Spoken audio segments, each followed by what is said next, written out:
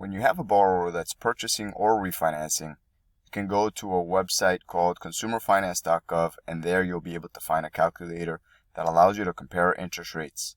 So in this example, we're going to choose the borrower's credit score first. In this case, we're going to move it to this range, and then you're going to see the interest rates are going to change, and then we're going to choose a state. So let's say, for example, this borrower's state is California.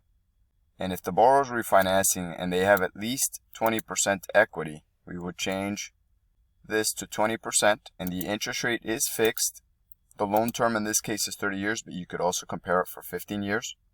And the loan type is going to be conventional, since if they have at least 20% equity, they won't have mortgage insurance, so it won't make much sense to make it an FHA loan. Plus, FHA has their loan limits as well. So we're going to click on conventional.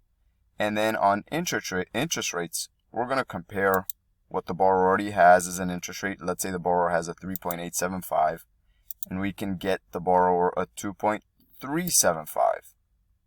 So here you'll be able to see that the interest cost over the first 5 years is going to be $73,912, and that's going to be a difference of $29,189 when compared to the interest that they're going to pay now if they have the 2.375% interest rate, and the interest they would pay is $44,722.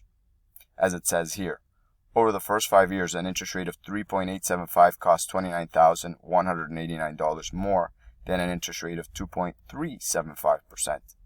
Now, when comparing this over 30 years, so if the borrower is planning on living in the home for 30 years, the interest cost for 30 years is going to be $277,141 with the interest rate that they currently have right now, the 3.875. And if you were able to refinance them at a 2.375%, then the interest they would pay would be $159,660.